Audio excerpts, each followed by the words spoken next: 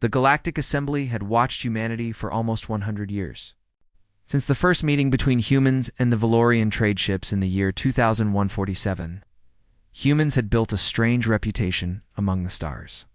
Every species knew them as the calm ones, the patient ones, the ones who smiled when others insulted them and answered threats with soft words and careful agreements.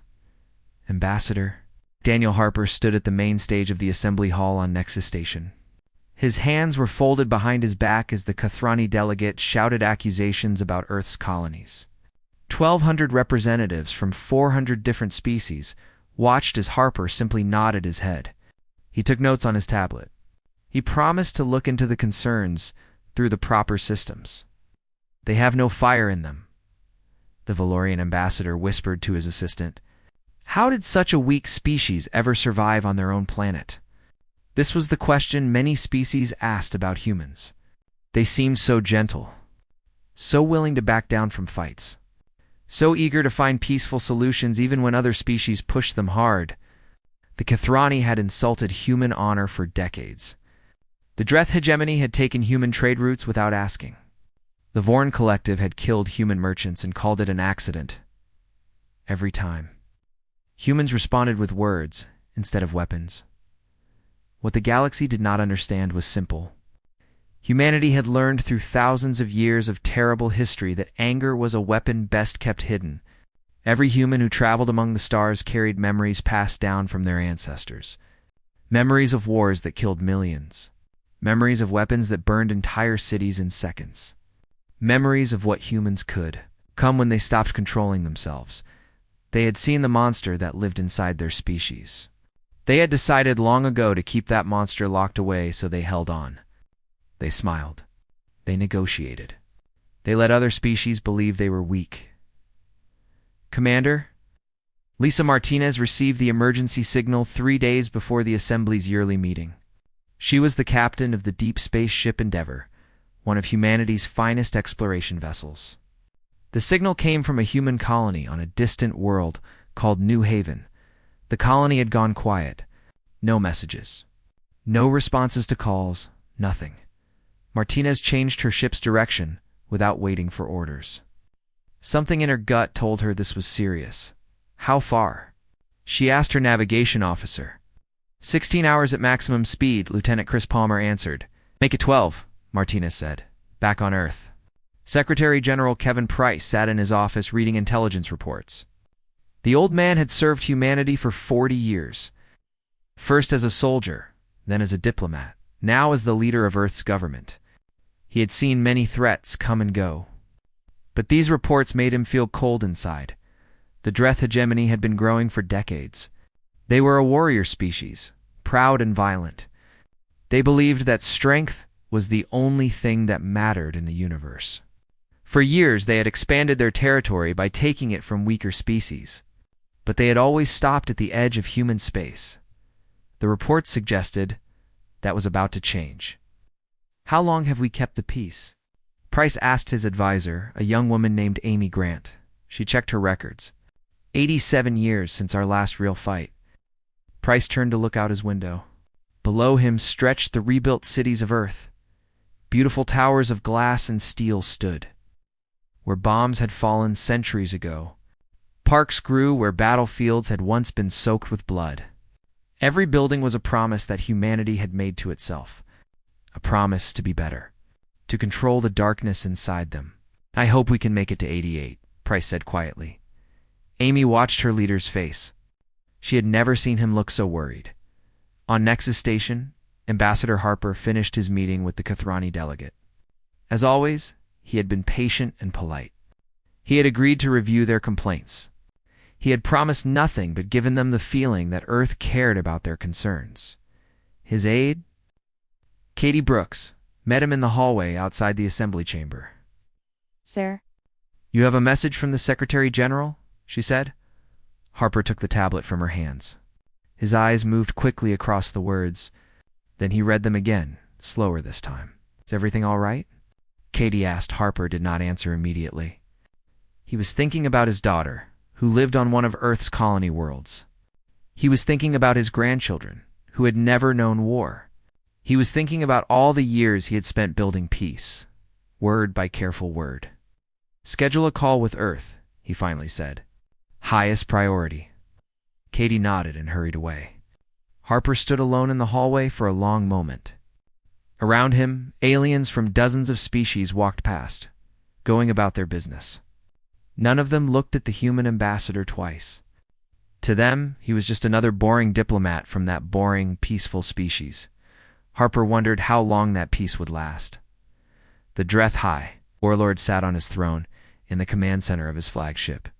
His name was Vok Thren, and he had led the hegemony's expansion for 30 years. Under his command, the Dreth had conquered 12 species and claimed over 100 worlds. Now he looked at a map of human space. All those colonies, all those resources, all protected by a species that refused to fight. "Our scouts report the border defenses are minimal," his war advisor said. "The humans have no serious military presence in their outer systems." Vok Thren made a sound like grinding rocks. It was the Dreth version of a laugh. "Of course they do not," he said. "Why would sheep need defenses? They have no teeth, no claws. They are soft creatures who talk instead of fight." "Some of our advisors suggest caution," the war advisor continued. "Humans have been in space for a century. No species survives that long by being truly weak." Vok Thren stood from his throne. He was massive, nearly 3 meters tall, with scales the color of dried blood and eyes like burning coal. "I have watched humans for 20 years, he said. "I have seen them insulted, cheated, robbed, and threatened. Every time they respond with words. Words are the weapons of the weak. The humans have forgotten how to fight. Perhaps they never knew." He turned to his fleet commanders who waited for his orders. "We will take their outer colonies first. We will show them what strength looks like. And when they come crying for peace, we will take everything they have." The commanders saluted in the Dreth way, slamming their fists against their chests. "When do we begin?" one of them asked. Vok Thren looked at the map again. His eyes found a small colony called New Haven. It was isolated, undefended, perfect for sending a message. "Now," he said, "we begin now." Across the galaxy, on the Endeavor, Commander Martinez pushed her ship harder than it had ever been pushed before. She did not know what waited for her at New Haven. She only knew that her people needed help. She would arrive too late. And nothing in the galaxy would ever be the same again. The Endeavor came out of faster-than-light travel above. "New Haven, Commander." Commander Lisa Martinez stood on the bridge, waiting for the sensors to show her what had happened to the colony below. She expected damage. She expected destruction. She was prepared for a fight. She was not prepared for what she found. There was nothing left. Where a city of 43,000 people had stood just days before, there was only ash. The colony's buildings had been burned to the ground. The farms around the city were black and dead. Even from orbit, Martinez could see that nothing was alive on the surface. "Get me a closer look," she said. Her voice was steady, but her hands were shaking. Lieutenant Chris Palmer worked the sensors. Images appeared on the main screen. Martinez heard someone behind her make a choking sound. Another crew member turned away and covered their mouth. The Dreth had not simply attacked New Haven. They had made sure everyone saw what they did. Bodies lay in the streets, arranged in careful patterns. The ship's translation program identified the patterns as Dreth writing. The message, spelled out in human corpses, said, "The weak inherit nothing." Commander Palmer said, his voice barely a whisper, "I am picking up a signal from the colony's main archive. It is still working." Martinez closed her eyes for a moment. She knew she needed to see whatever was on that archive. She also knew it would be terrible. "Play it," she ordered. The recording began 3 days before the Endeavor's arrival. It showed normal life in Harmony City, the colony's main settlement. Children playing in a park, workers heading to their jobs, a young couple holding hands as they walked down a sunny street. Then the Dreth fleet appeared in the sky. The colonists tried to make contact. They sent peaceful messages. They offered to negotiate. They did everything humans had been trained to do when meeting an aggressive force. The Dreth did not respond with words. They landed troops in the city center. The recording showed what happened next in terrible detail. The Dreth killed everyone they found. They did not kill quickly. They took their time. They made families watch as they murdered children in front of their parents. They recorded everything and sent it to other human colonies as a warning. The Dreth commander appeared on screen. He was a massive creature with dark scales and burning eyes. "I am War Master Vok, Thren of the Dreth hegemony," he announced. "This is the fate of all humans who stand in our way. You are a weak species. You have forgotten what real power looks like. We will teach you. And when your leaders come to beg for peace, we will not listen. There is no peace for prey animals." The recording ended. No one on the Endeavor's bridge spoke. No one moved. Martinez stared at the blank screen for a long moment. When she finally turned around, her crew saw something in her eyes that they had never seen before. It was not sadness. It was not fear.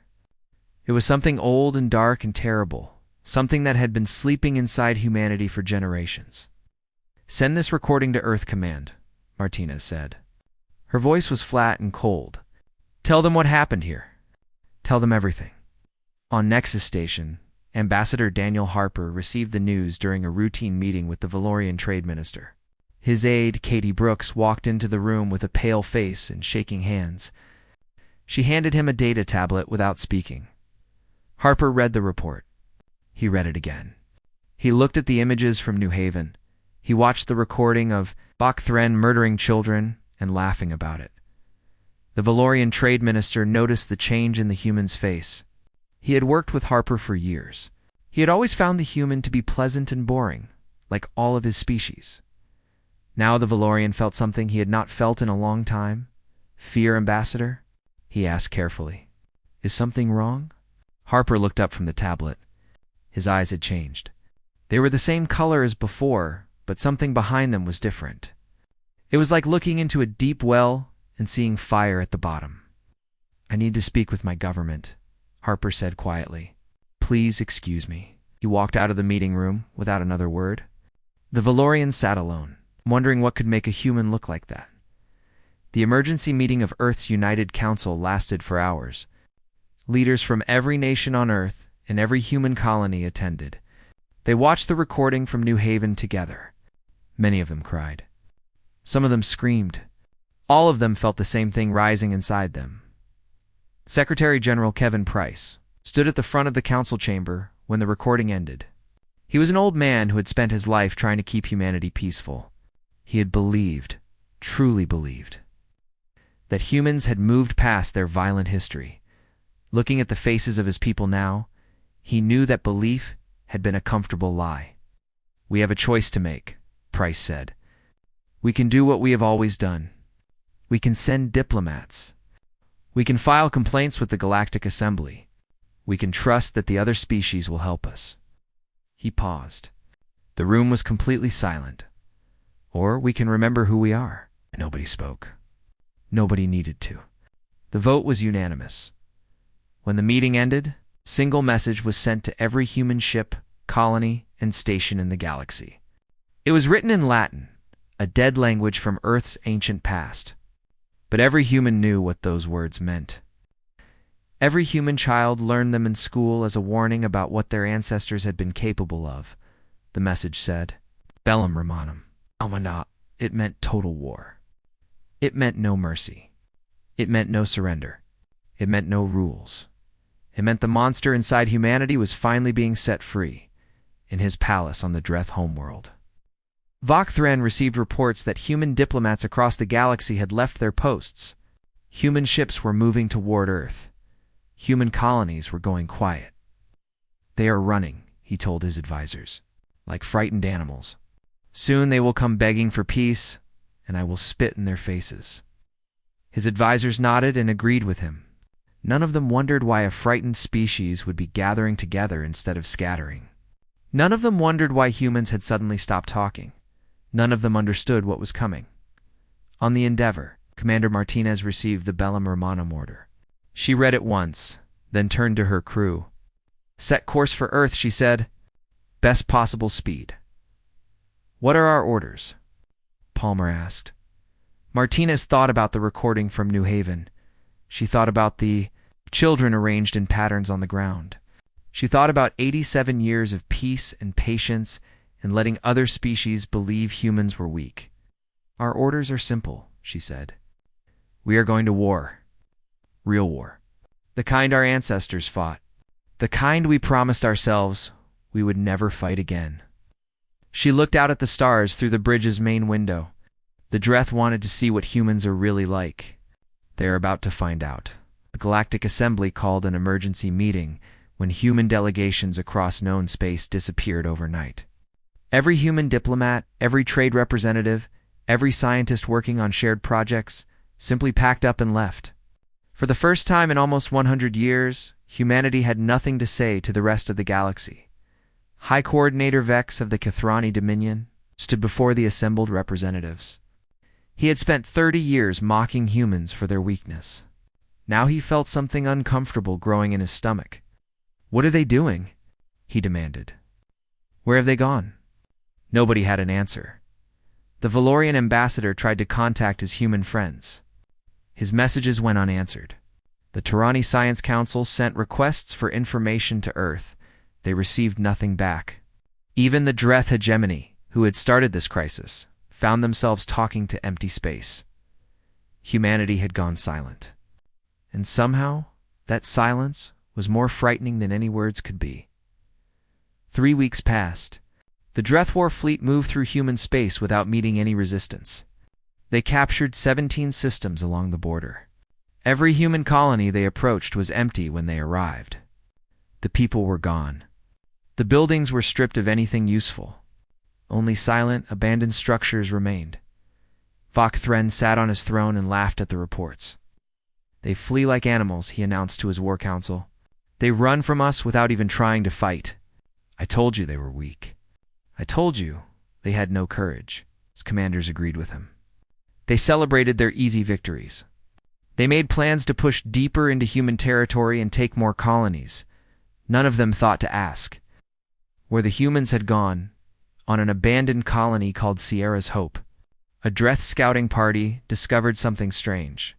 Every building was empty except one. A small structure near the colony center still had power running to it. Inside, the scouts found a simple device, a holographic projector. When they turned it on, a human face appeared. It was a man with gray hair and eyes like winter ice. He wore a military uniform that the Dreth had never seen before. I am Admiral George Sullivan of the United Earth Navy, the recording said. You have killed 43,000 of our people, including 8,000 children. You recorded their deaths and sent the recording to our colonies as a message. The hologram paused. Sullivan's expression did not change, but something in his eyes made the Dreth scouts feel uncomfortable. Message received, the Admiral said. Now let me send you one in return. The recording ended. The scouts looked at each other, unsure what to make of this strange message. Their leader ordered them to transmit the recording to the main fleet. 20 minutes later, the scouts stopped transmitting. The Dreth fleet sent a cruiser to investigate. When the cruiser arrived at Sierra's Hope, it found 4 Dreth scout ships floating dead in space. Their power was gone. Their weapons were cold. Their crews were dead, killed, when all the air suddenly left their ships. There had been no battle. The cruiser's sensors showed no enemy ships in the area. No weapons had been fired. The scouts had simply died. The cruiser commander sent a nervous report back to Vok Thren, the High Warlord, dismissed it as an accident or equipment failure. He ordered his fleet to continue advancing. Over the next month, the accidents kept happening. A supply convoy carrying food and ammunition disappeared. All 12 ships simply vanished from sensors. A patrol group sent to find them discovered only wreckage floating in empty space.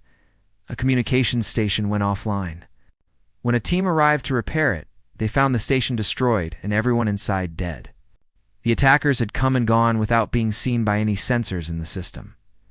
3 Dreth cruisers were found drifting near a gas giant. Their crews were alive but unconscious. When they woke up, they remembered nothing. All their weapons and computers had been removed with surgical precision. A fuel depot exploded, taking 2 destroyers with it. Investigation showed that someone had placed explosives on the fuel containers. The security recordings showed nothing unusual until the moment of the blast. The Dreth hegemony was being taken apart. Piece by an enemy they could not see, Vok Thren finally began to feel worried. He ordered his fleet to form defensive positions. He demanded that his intelligence officers find out what was happening. They found nothing. The humans were ghosts. On Nexus Station, the Galactic Assembly watched the reports coming from Dreth space with growing fear. The Dreth were not a minor power. They had one of the largest fleets in the galaxy. They had conquered dozens of species. They were supposed to be strong. Now they were being destroyed by an enemy no one could see. How is this possible? The Valorian ambassador asked. The humans have never shown any sign of this kind of ability. Their military was small. Their weapons were basic. Where did this come from? High Coordinator Vex thought about all the years humans had spent smiling at insults. All the times they had walked away from fights. All the moments when other species had pushed them and received nothing but gentle words in response. We assumed they were weak because they chose peace, Vex said slowly. We never asked what they would be like if they chose war. The assembly chamber was quiet. Every representative was thinking the same. If humans could do this to the Dreth, what could they do to anyone else?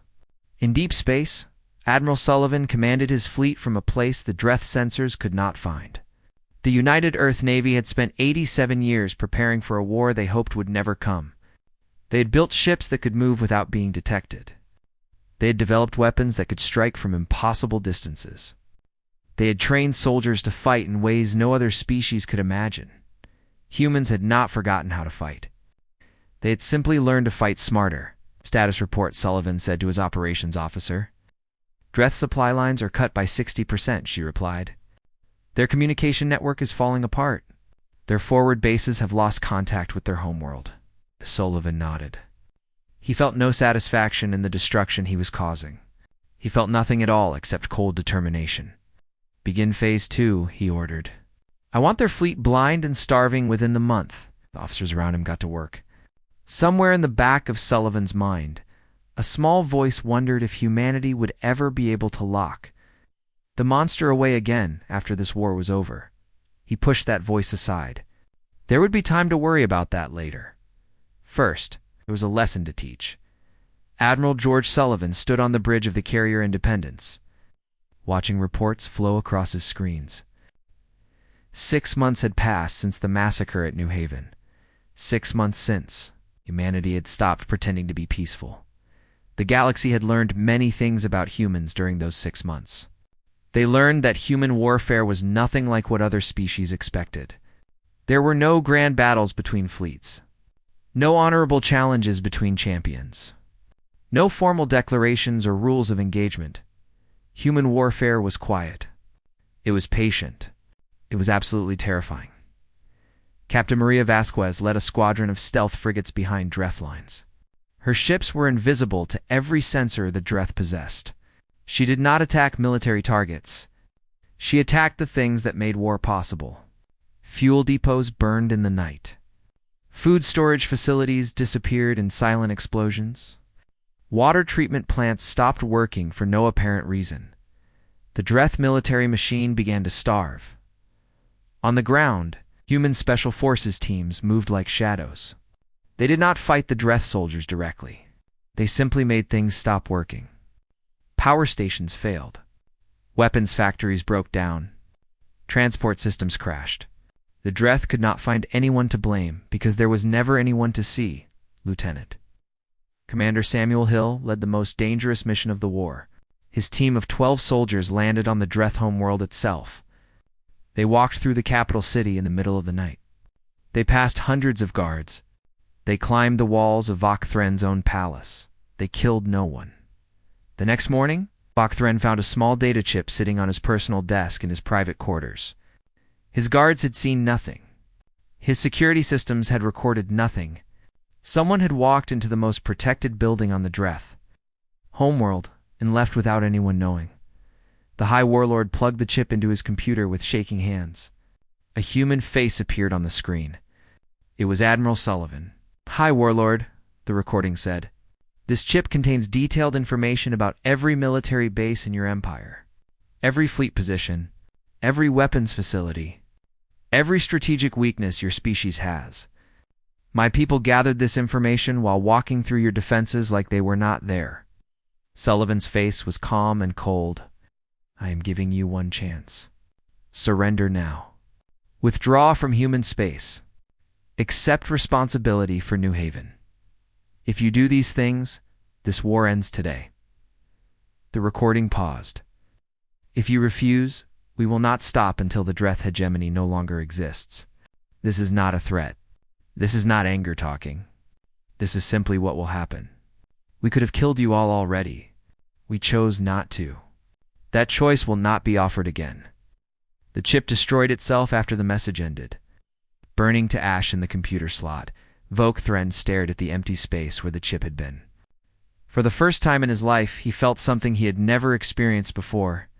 Real fear, not fear of battle, which was familiar. Fear of something much worse. Fear of an enemy that could reach out and touch him whenever they wanted.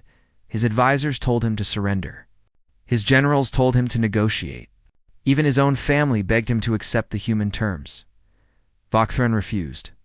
He was a warrior. He had conquered dozens of worlds. He would not bow to a species he had called prey animals. His pride would not allow it. "Gather the fleet," he commanded. "All of it. Every ship we have. We will crush these humans in open battle. We will show them what Dreth strength really means." His officers obeyed because they were trained to obey. But many of them wondered if they would live to see the end of the week. The Dreth assembled their entire fleet of their homeworld. 12 massive dreadnoughts formed the center of the formation. Hundreds of cruisers and destroyers surrounded them. It was the largest military force the galaxy had seen in centuries. They expected the humans to be afraid. They expected negotiations. They expected something they could understand. What they got was silence. For 2 days, the Dreth fleet waited. Their sensors showed nothing. Their communications received no messages. The humans seemed to have disappeared completely. On the 3rd day, the first dreadnought exploded. No one saw what hit it. There was no warning. One moment, the ship was floating peacefully in formation. The next moment, it was a ball of fire and twisted metal. The kinetic round that destroyed it had been fired from so far away that it was invisible until the moment of impact. The Dreth panicked. They fired their weapons in all directions, hitting nothing but empty space. They tried to form defensive patterns, but they did not know where the enemy was. 3 more dreadnoughts died before the Dreth stopped shooting. Then the human fleet appeared. They came from every direction at once. Carriers and battleships and cruisers and thousands of smaller craft. The Dreth had thought humans had a small military. They were wrong. Humanity had been building warships in secret for decades, preparing for a war they hoped would never happen. The battle lasted for hours. It was not really a battle. It was an execution. Human ships moved in perfect coordination, controlled by computers and artificial intelligence systems that the Dreth could not match. Human weapons fired faster and hit harder than anything the Dreth had ever seen. Human soldiers boarded the remaining dreadnoughts and took them one by one, room by room. On the bridge of the last dreadnought, Vogthren waited with his ceremonial blade in his hand. He had killed many enemies with that blade. He had taken it from the body of a conquered king 30 years ago. The doors of his bridge exploded inward. Human marines poured through the opening, their weapons raised and ready. Vogthren raised his blade. "I am the High Warlord of the Dreth hegemony," he announced. "I demand the right to face your champion in single combat. Fight me with honor, as warriors should." Young human stepped forward from the group. He was small compared to Vogthren. His armor was scuffed and dirty. His eyes were red from exhaustion. Sergeant Nick Taylor had watched the recording from New Haven with his squad before the war began. He had seen what the Dreth did to the children there. He remembered the patterns of bodies spelling out messages in an alien language. He raised his rifle and fired once. Vogthren fell with a hole in his chest, dead before he hit the ground. Taylor walked over to the corpse and looked down at it without expression. "Honor," he said quietly, "is for people who did not murder 8,000 children. You do not get to ask for honor. You do not deserve a warrior's death. You deserve exactly what you got." He turned and walked away. Behind him, his squad secured the bridge. The war was essentially over. The Dreth hegemony, one of the most feared powers, and the galaxy, had fallen in less than a year. They had started a war expecting to face frightened prey animals. Instead, they had awakened something ancient and terrible. Something that humanity had tried so hard to lock away. Something that would now be burned into the memory of every species in the galaxy. They had awakened the monster. And the monster had answered. The Treaty of Earth was signed 6 months after the fall of the Dreth hegemony. Every spacefaring species in the known galaxy sent representatives to Nexus Station for the ceremony. They came not because they wanted to celebrate, but because they were afraid of what would happen if they did not show up. Ambassador Daniel Harper walked through the corridors of Nexus Station toward the assembly chamber. The aliens he passed moved out of his way quickly. They avoided meeting his eyes. A year ago, they had barely noticed him. Now, they stepped aside like he was carrying a dangerous weapon. In a way, he was. He represented humanity, and everyone now knew what humanity was capable of. The assembly chamber was full when Harper arrived. 1,200 representatives from 400 species sat in complete silence. There was no whispering, no private conversations. No one wanted to make any sound that might draw attention to themselves. Harper walked to the central podium. He looked out at the assembled aliens and remembered all the times he had stood in this exact spot being patient. All the insults he had absorbed. All the threats he had ignored. All the compromises he had made to keep the peace. Those days were over. For 87 years, Harper began, his voice calm and clear, humanity chose peace. We chose to talk when others wanted to fight. We chose to negotiate when others wanted war. We chose patience when others tested us again and again. He paused, letting his gaze sweep across the chamber. Many of you thought this meant we were weak. You thought our kindness was cowardice? You thought our willingness to compromise meant we could be pushed without consequence? The Dreth certainly believed these things. They believed them right up until the moment their empire fell. In the gallery above the main floor, Admiral George Sullivan sat beside Commander Lisa Martinez and the surviving crew of the Endeavor. They had been invited as guests of honor, though none of them felt particularly honored. They had done terrible things during the war. Necessary things, but terrible nonetheless. Martinez thought about New Haven. She thought about the children arranged in patterns on the ground. She thought about everything that had happened since. She did not feel like a hero. She felt like a survivor. "Let me tell you something about humanity," Harper continued. "Something you should have understood long ago. We did not become peaceful because we forgot how to fight. We became peaceful because we remembered too well." Grip the edges of the podium. "Our history is written in blood. Before we reached the stars, we spent 10,000 years killing each other. We invented weapons that could destroy entire cities in a single flash. We created poisons that could wipe out whole populations. We built machines designed for nothing but ending life." The chamber was absolutely silent. Not a single alien moved. "We reached a point where we could have destroyed our entire species. We came so close to doing exactly that. And when we finally pulled back from the edge, we looked at ourselves and we were horrified. We saw what we were capable of. We saw the monster living inside us." Harper's voice dropped lower, but somehow every word still reached every corner of the enormous room. "So we made a choice. We locked that monster away. We promised ourselves we would never let it out again. We spent generations teaching our children to be kind, to be patient, to find peaceful solutions. Not because fighting was impossible, but because we knew what would happen if we started." He pointed toward the gallery where the Endeavor crew sat. Dreth did not believe us. They thought our restraint was weakness. So they went to New Haven. They killed 43,000 of our people. They murdered 8,000 children and arranged their bodies as a message. They recorded everything and sent it to our colonies to show us what happens to weak species. Harper's face was stone. They made us break our promise. They forced us to unlock the door we had kept closed for almost a century. They made us remember what we are. He straightened up and looked directly at the assembled aliens. We'll see what happened next. You watched us dismantle one of the most powerful empires in the galaxy in less than a year. You watched us do things that should have been impossible. You saw how we fight when we stopped pretending to be civilized. Admiral Sullivan shifted in his seat. He knew what Harper was about to say. He had helped write this speech. This assembly was built on the idea that civilized species could solve their problems without violence, Harper said. Humanity believed in that idea. We still want to believe in it. We came to the stars hoping to find species better than ourselves. Species who had moved past war and cruelty. Species who could teach us how to be at peace. He shook his head slowly. Instead, we found the same things we left behind on Earth. Greed, cruelty, species that mistake kindness for weakness. Species that think they can take whatever they want from anyone they consider inferior. Harper's voice hardened. So let me make something very clear. Humanity will never be pushed again. We will never watch our children die while others laugh at our weakness. We will never allow another New Haven.